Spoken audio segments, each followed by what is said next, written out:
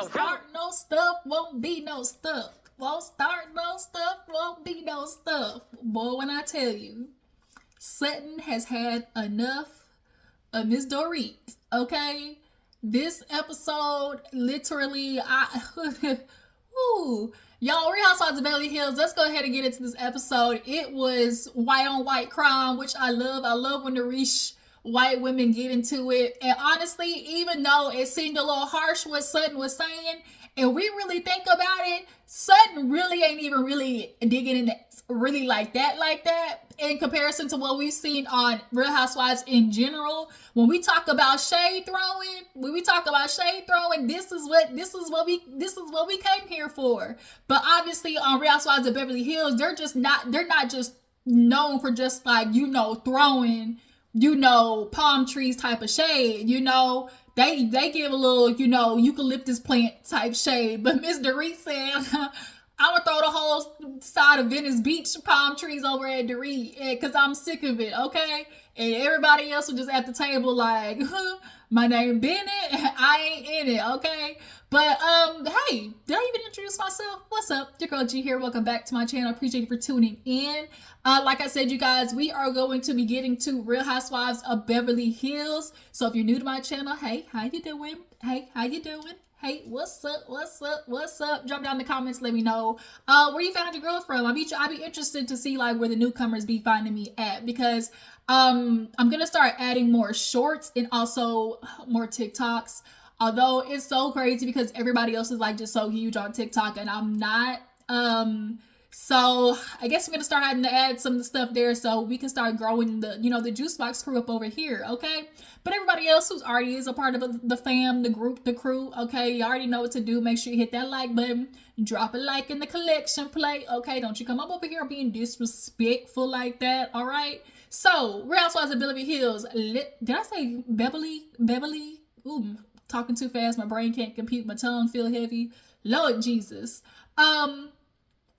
Let's get into the episode, okay? So basically we open up. Miss Jennifer Tilly is getting her shine on. She's been giving friend of energy, but now she's kind of worked her way kind of into main character energy. When I tell you Jennifer Tilly is one of the best additions to Housewives, she is just, I love her kookiness, okay? She gives Sutton a run for her money when it comes to kooky and quirky, all right?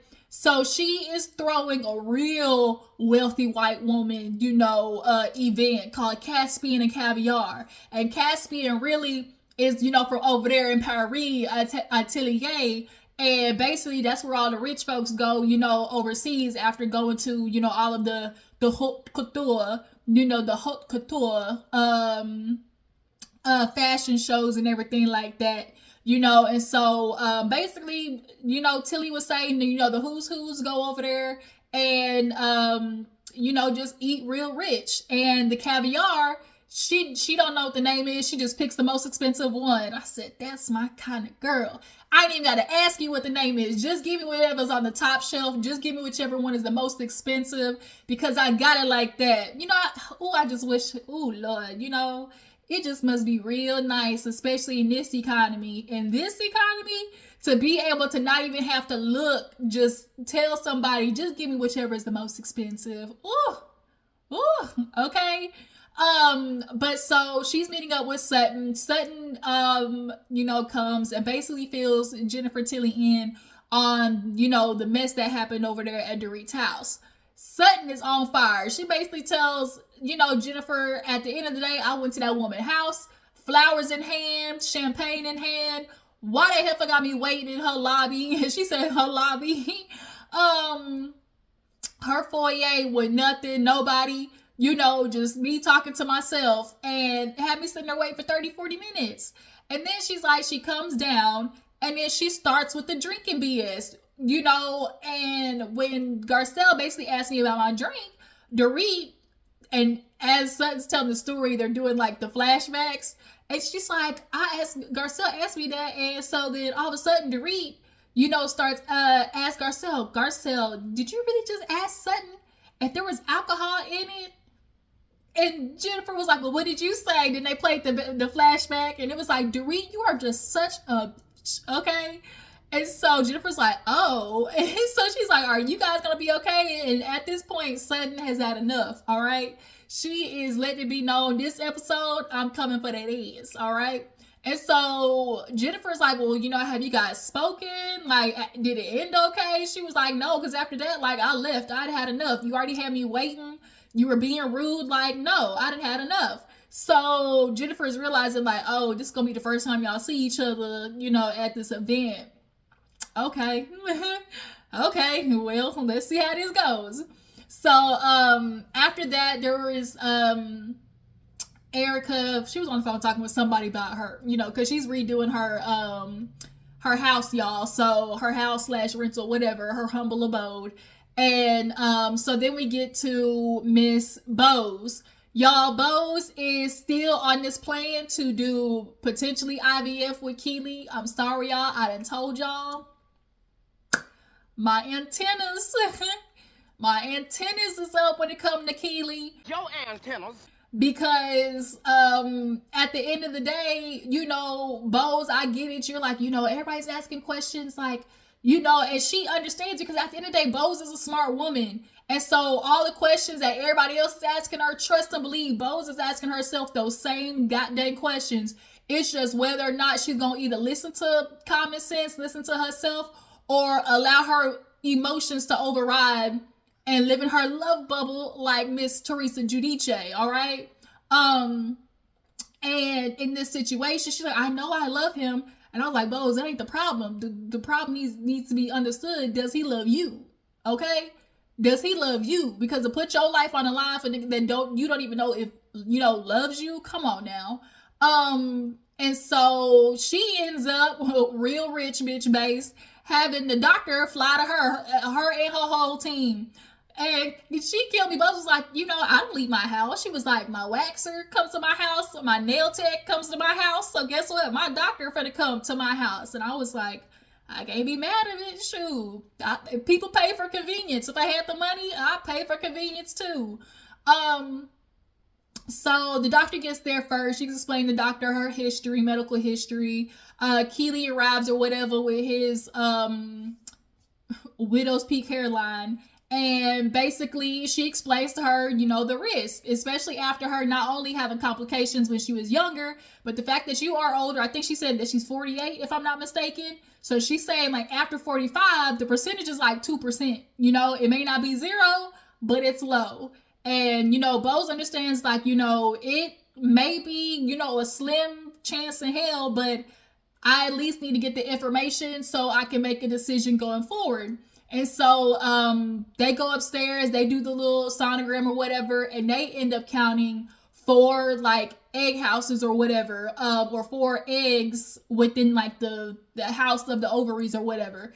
And so for her age, it's actually kind of pretty decent, because she was like over 40, the expectation is like 0 to 6. And so she's like over 45, and so the fact that she had 4, it's on the more positive, looking side as of right now, but she still has, blood work and all that type of stuff to go through. But, at this point, Bose is just kind of like riding this wave. And I'm really just kind of feeling like, I'm telling you, y'all, Keely to me is just giving, as he said, I want to, see my men always visualize having kids, but they don't visualize being fathers. They don't visualize being dads. When they just throw up the idea of kids, immediately they can do that, because in their mind, I ain't got to take care of them little niggas anyway. I got to take care of them, baby's kids. That's your job, And then not to mention, a lot of men, have turned into the new,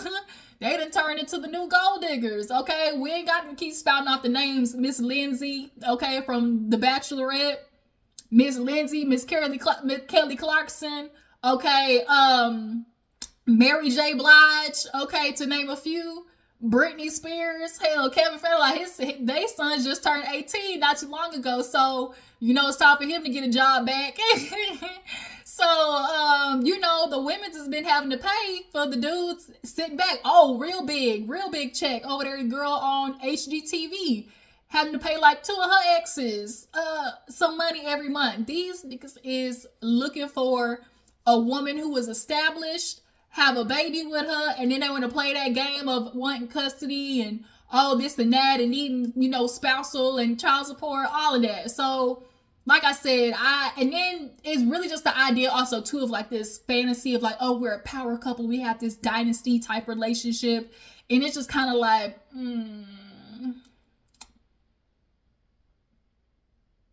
can't trust it. Can't trust it. But you should always just be aware and on your toes. And in this situation, yeah, y'all drop down in the comments what y'all think about Boz and Keely. And then like you're putting your life on the line, like for real. And so it's like, if you had the opportunity, like you have the money, Boz, so why won't you do surrogacy? Like but she said she want to check her options, so go ahead, girl, do you, Bookie. So next we get into Kyle, y'all. So Kyle is speaking to her therapist, and it's time basically to discuss how she's been in the house by herself. This is now the first summer in which they're not really doing like the family summer vacation type thing.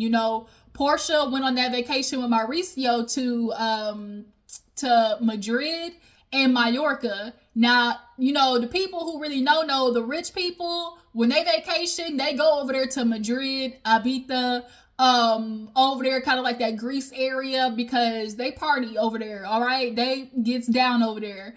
And the minute Mauricio even told Kyle that he was going, well, Portia's like, oh, we're going to pick up our friend, da-da-da-da. I said, somewhere in there, Mauricio's definitely going to squeeze in some time for some Madrid booty, okay? So, obviously the therapist is asking how Kyle's feeling about that, and she's just kind of like, this is weird for me. Obviously the house is empty, but I am trying to adjust. And so, it's so hard because people are constantly asking me like, are you going to get a divorce? Are you going to get a divorce? I don't get a divorce. And she's like, I'm just so anxious. She's like, I just want to get to the part where I know what my life is going to look like. And that is, especially as humans, we're always looking for like the what's the word? The confirmation of exactly what is what, like how life is going to be. And so for Kyle, she's ready just to get to the part of, are we doing this thing? Are we completely separating? Are we divorcing? Like, what is what? But she don't know that. And I really do think a part of that hinges on account of Mauricio, especially with the last episode with her Dorit talking, where she was like, oh, Mauricio, every time the discussion comes up, it's like, oh, not yet. And I'm just kind of like, that is giving sneaky deaky to me. And so, he was like, I'm really starting to notice that you're actually allowing yourself to feel this time. He's like, not that I'm insinuating, that Mauricio isn't, but, and she was like, it's a lot different for men. He's out, happy as a clam, moving and shaking, and it is. That's why a lot of women do tend to stay in bad relationships, even though the relationship is shitty as hell. At least having the title of wife and being married to them seems more feasible than being the quote unquote, divorcee, the single mama, because that is the new scarlet letter these days, being a single mama, And so for her, especially growing up with, a single mom, I actually watched her series and I actually genuinely enjoyed it and liked it. But Kathy Hilton put a kibosh to that. I don't know if y'all heard Kathy Hilton threw up a big stinker about that show because she felt like it made her mama look bad and stuff. But if you actually watched it, I genuinely enjoyed it. But nonetheless, Kyle was like, I've always was so proud of the fact that, I was married for 20 years, because I didn't want to have that same, stress and overwhelming about, what my life is going to look like and trying to provide and things like that. And, Kyle, you really have to view being married for 20 years as a success. That really is a successful marriage, making it 20 years. Y'all made it longer than so many people. And then at that, to be like, oh, having to be a single mother, stressing, you don't have to do that. You really don't. All your girls are damn near adults. You literally only have Portia left. And you're not in a space of having to worry about trying to figure out how to provide for your kids, because y'all are well off, y'all are good, you know, but you can definitely tell Kyle lives in the world of anxiety. So I found it very interesting when the therapist started bringing up, you know, when she was like, oh, you know, he's Mauricio, he's just off, like, you know, being happy and everything. And he was like, well, why can't you do that? And she's like, well, I know, you know, he's, because at this point, Kyle's going to have to find her new happy, what that looks like. And for a lot of women, you know, what the struggle is disconnecting yourself from that fairy tale that you built in your head with, you know, the marriage, with the relationship, because it's all about, you know, what it looks like in your head. That's what makes a lot of women stick in bad relationships, or just situations that they're not necessarily doing the best in, because it's like, you know, the fairy tale, we can make it, you know, what is the potential of what it could be, you know, and then you get stuck on this one idea of your happiness only looking like, oh, I have to be married, oh, I have to have kids. Happiness is whatever you make it. You don't have to have kids to be happy. You don't have to be married to be happy. That's just what society tells you, you know? And so she was like, you know, I think about, you know, with this separation, oh, if I go off and, you know, as people say, you know, like, sow your wild oats, and then like, and before she could even finish, the therapist goes, and then come back, and Kyle's kind of like, well, you know, yeah. And she was like, that in the confessional, she was like, that's, you know, what Mauricio said at the beginning of this, like, this is always good, this was always going to be the risk.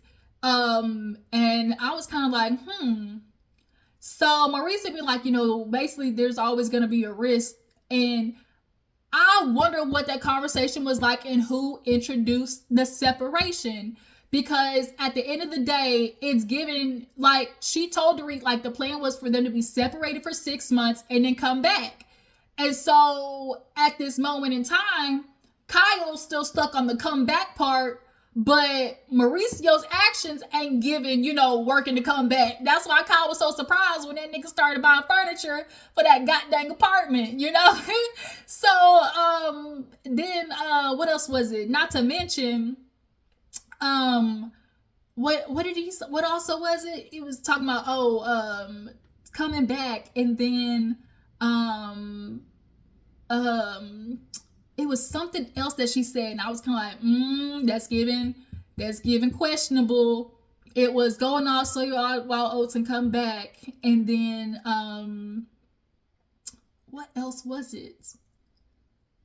It'll pop up in my mind, hopefully, but nonetheless, you know, we always know that with Kyle, her thing was, she was the one who popped out first with Morgan, which is why I feel like, you know, when they had that discussion, I guess, of doing the separation, and Morgan went out, and she went out there with Morgan, and all of a sudden it was, oh, don't mention her name, and, you know, stuff like that. I feel like she did that, and then possibly Mauricio just kind of like, when she got back, Mauricio kind of like she probably maybe either felt bad or regretted it. And then at this point now, it's like Mauricio is off and doing this, you know, little boys trips and things like that. Now she's home sitting here feeling like, okay, so what does my happiness look like now, you know? And so, yeah, y'all drop down in the comments. Do y'all feel like, you know, Mauricio has the plan to come back after 6 months, you know, and reconvene? Oh, I know what it was. So, Mauricio basically, damn, and it left my mind just like that fast. Oh, Jesus. It was literally right on the tip of my tongue. What were they talking about? All right, y'all, I'm back. Sorry. I really just had my brain went out on me. Okay. So basically 2 things. The first thing of, Kyle basically mentioning how Mauricio was saying to her, like, oh, you know, my worry was that I wasn't going to be able to be on my own. And for Kyle, she's internalizing that. And for her, it was like, oh, I wasn't going to be able to be without you.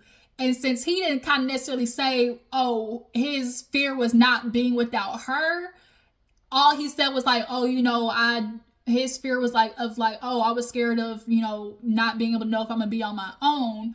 It made the therapist, you know, explained, or he kind of put out there, he was like, because he was like, I know that was like your concern before, like he necessarily wasn't it didn't come across that he was fighting in the beginning or whatever. And so that's when it goes to Kyle mentioning, like, Mauricio really, when we were going through it, and it was real. She was very meticulous about how Kyle does not want to really get into the nitty gritty, because the therapist even said, he's like, y'all are back to square one of not really necessarily getting to the underroot of like what y'all's issues are.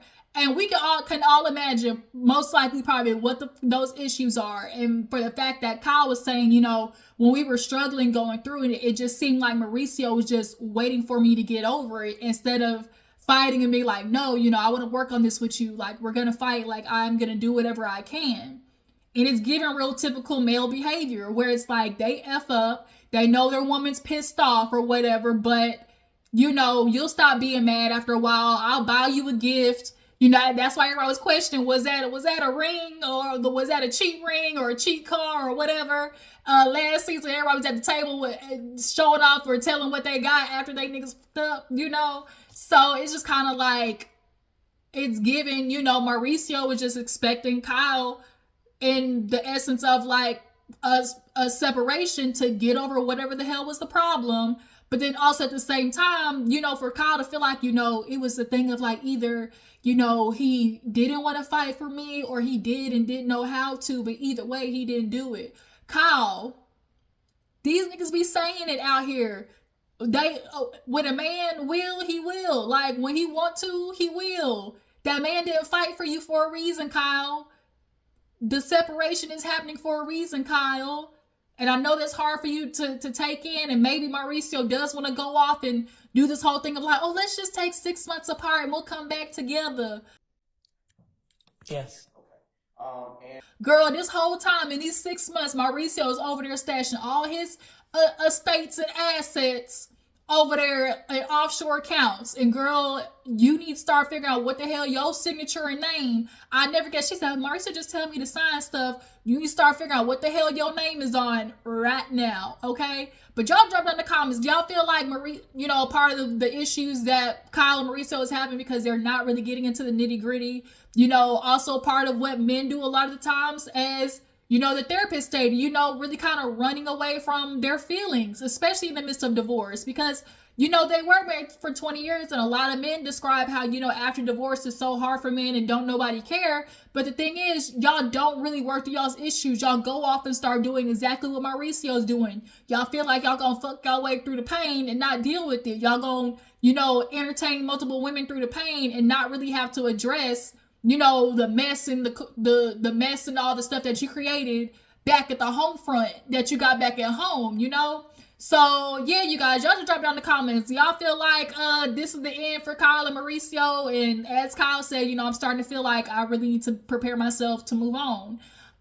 But yeah, so it's time for, the Caspian and Caviar, Caspian and Caftan. I love a good Caftan, okay? So, Dorit, she's sitting there talking like, I ain't got time for it. I don't want to deal with it. Sutton's like, shoot, it's finna be Caspian and, Caspian and just mischievousness, okay, mischievousness. And so on the way over there, Boz and Dorit are talking, and Dorit's just kind of like, I really don't know what to do with Sutton. Like, it's just becoming too much. And Boz is kind of basically recapping how, after Sutton left, I guess Garcelle and Kyle kind of really gave like a quick little footnotes of what happened, with Sutton visiting her mother and things like that. And, Boz is bringing up again, the sisterhood, because that's what Sutton's been talking about this whole first half of the season. Oh, the sisterhood. And, if you're going to come back from your mama house, like, come tell us what's going on, And then on the way there, speaking to Sutton was letting Kyle know, bitch, I'm on one today. I'm letting you know now. This ain't nice, Sutton. I came over to Dorit's house and was over there in her empty ass house with her babysitters club. And she said with no 14-year-old kids.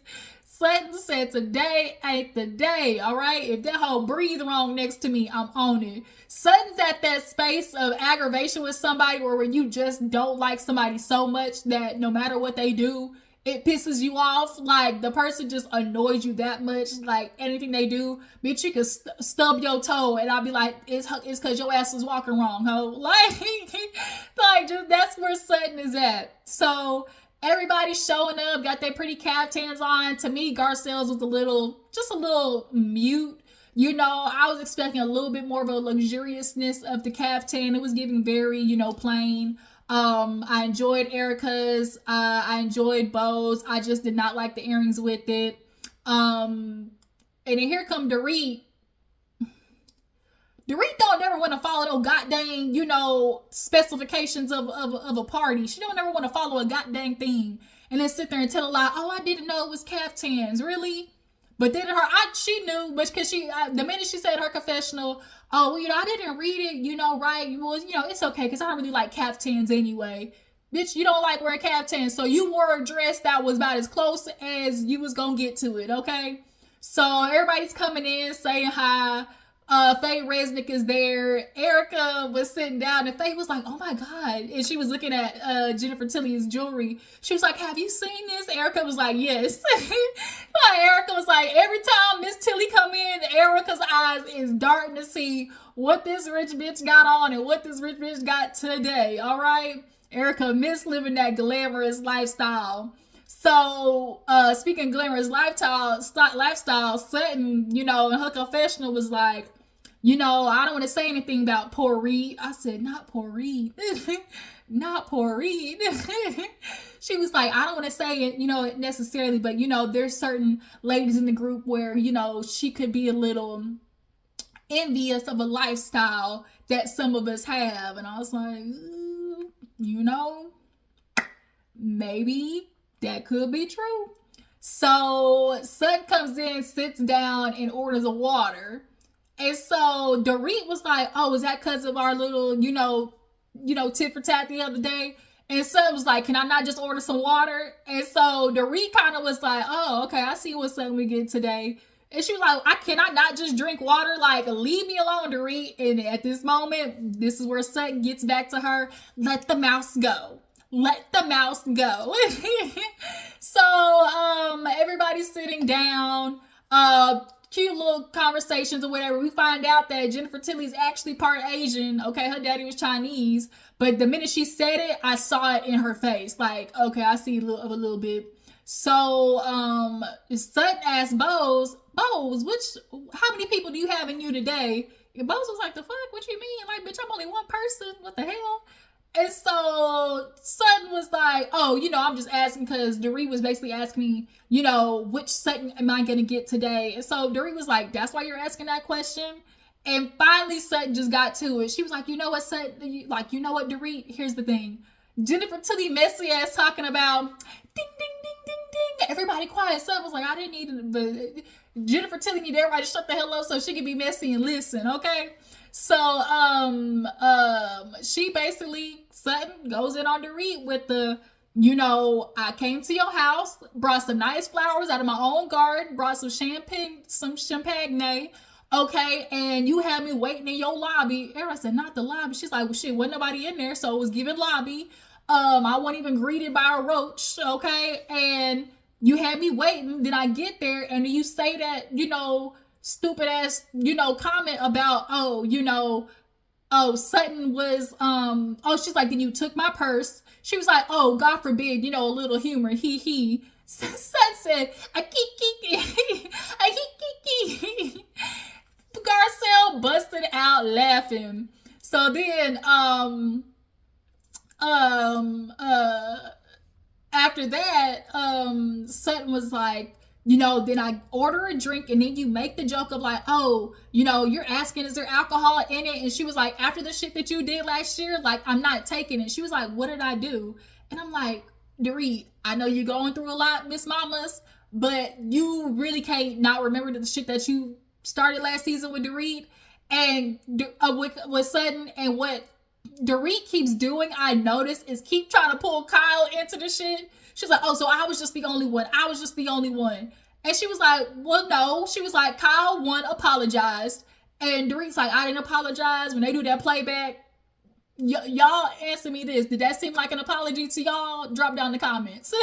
Did that seem like an apology to y'all in that flashback? Because every time Andy asked Dorit for a straight up answer, it was, well, I mean, I don't know. Like, I don't think so, but I mean, I don't know. Like, and it's just like, she never really apologized for being like, was Kyle being kind of petty? Well, like, well, I don't know. She was just kind of like, drank too much this time with her medicine, or her feet swollen. But Dorit, that whole season, you definitely were making a lot of jazz. Well, shoot, I'm sure Sutton, when she wakes up, and I wouldn't be surprised she put a little alcohol in her coffee. Like, it definitely, girl, like Dorit, come on now.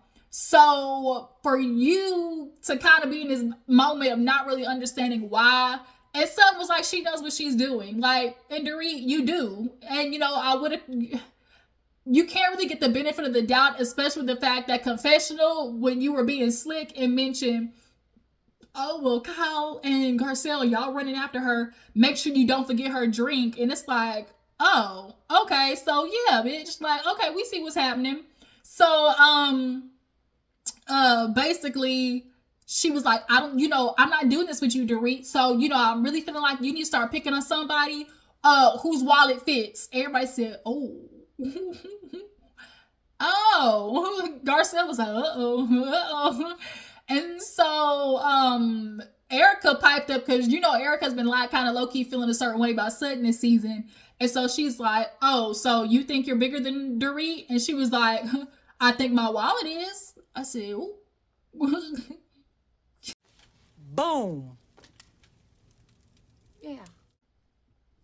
Yeah, Sutton was on your ass, Dorit. And I'm here for it, because at the end of the day, like, if everybody gonna get red, bitch, you gonna get red with the truth. And everybody knows that Dorit's headline when it comes to her situation is them finances is looking a little slim pickings, okay? That's why everybody had the reaction they did, because everybody's sitting there acting like they ain't see them damn headlines of the fact that Dorit is over there 4 months behind on that chateau of theirs, okay?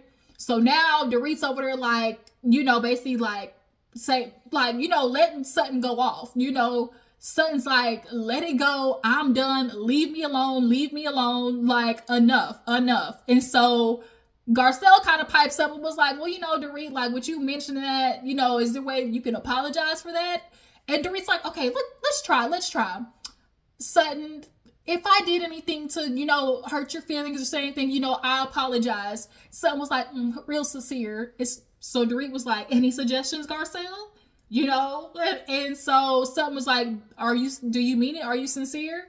And Dorit's like, yeah. And so Kyle kind of pipes up and was like, okay, like, what can we do to appease what's going on or whatever? And so, Sutton basically just straight up said, like, space. Okay, space. So Kyle gets up to switch with Dorit, because also at this point, Dorit's like, Kyle, how dare you not say nothing either? Kyle's like, bitch, I'm trying to help right now. So everybody, when I tell you everybody's face at that table was given like, oh shit, the party that got started. Faye Resnick even, Faye did say something very valid for the situation. She's like, shoot, I like to drink as much as Sutton. Garcelle busted out laughing, but she's like, at the end of the day, like, shoot, we enjoy life, we drink, like, we don't want to be, ostracized for it because I like me a little drinky drink. Like, girl, get on my face, bitch, I like to drink, so what? And do? So Dorit gets up, Kyle goes after her, and, Dorit basically has had enough, and she's telling Kyle, she was like, Sutton wants to go low, but I'm trying not to do it, because if I do, I will eviscerate her. In her confession, she was like, yeah, Sutton, your husband may have, left you a lot of money, but the only thing you was able to buy with it was a horse, not a date. I said, damn. Okay. All right then. She bought you a horse, but can't buy you a date. I said, god dang. So, everybody after that is eating their rich ass food, twice baked potato with caviar. Real rich caviar. It looked good though. I really do. I would love to do like a caviar tasting. I've always wanted to try caviar. But the event definitely was given a little one for the books. Okay. So after the event, the headlines: Mauricio Umansky spotted in the airport. 20-year-old woman. Da da da da. And everybody said, oh, they calling each other, bitch, did you see? Bitch, did you see? And Erika calls Kyle and she was like, Kyle said it first, hey, how you doing? She was like, I'm trying to ask you the same thing. Trying to ask you the same thing. Like, how are you? And she was like, I don't even know. She was like, did you know this was coming? She was like, no. Like, I did it. And Erika kind of was like, now look, you think he would be in a situation where a picture could be taken like that? And Kyle's like, well, no, like he wouldn't do anything like that. Like, are you saying that that's something that he would do like on purpose? And Erika's basically trying to tell Kyle, bitch, at least don't rule it out. And Kyle, this whole time in the space of their separation / divorce, has really been trying to stick to this. Mauricio's not like that. Mauricio, when it comes to split in half, like, oh, Mauricio wouldn't do that to me. You know, I've been with him since the beginning. Girl, This girl is delusional. And everybody else around her is like, Kyle, bitch, listen, you need to get prepared. And so even Sutton, she was speaking to Garcelle, was like, it's given he possibly let that picture come out on purpose because of, you know, what happened with Morgan. It could be a little get back. And I was like, possibly so. Y'all dropped in the comments. Do y'all feel like Mauricio purposely, you know, playing that picture or have paparazzi do it? I don't think he necessarily hired paparazzi, but it's given to me either the girl possibly saw that somebody was kind of like taking pictures on the sly and thought, okay, well, shoot, let me give him something to take a picture of. And she wrapped her arms around, you know, Mauricio and was giving him a smooch, you know, basically kind of put it like, oh, yeah, I'm the new girl with Mauricio. And then either Mauricio was probably at a point where he's like, damn, I'm tired of hiding it. Like, I'm all the way across the world. Hell, if they take a pictures, hell, this will let Kyle know it's time to move on. Like, Kyle, you trying to hang on to something, but bitch, ain't nothing to hang on to, you know? It possibly is giving me a little bit of that, you know, like kind of forcing Kyle to move on. Because at the end of the day, Kyle is giving energy of like, she want to be able to come back. But here recently, I've heard that she's been pictured out with Morgan again. So who knows, y'all? But y'all drop in the comments to let me know what y'all think about Real Housewives of Beverly Hills this episode. Was Sutton being too mean? But did she go too low when it came to Dorit? Do y'all feel like Dorit knew what she was doing when she mentioned that, you know, drink situation? I do agree that Sutton should have stayed. Like, bitch, if you had an issue, like, say something, you know. But I also kind of think of, when I think about it, Dorit was kind of right in the essence of, she was like, Sutton was looking for a reason to leave. And when I think about it, she needed just something to happen. And the something that happened, though, was you, Dorit, because Sutton didn't want to be there in the first damn place. So if she had a valid excuse to leave, bitch, you gave her one. Like, you gave her one. So, yeah, you guys, damn, this review went too long. But y'all make sure to follow me on Instagram and Twitter. I'll catch y'all hoes later. Deuces.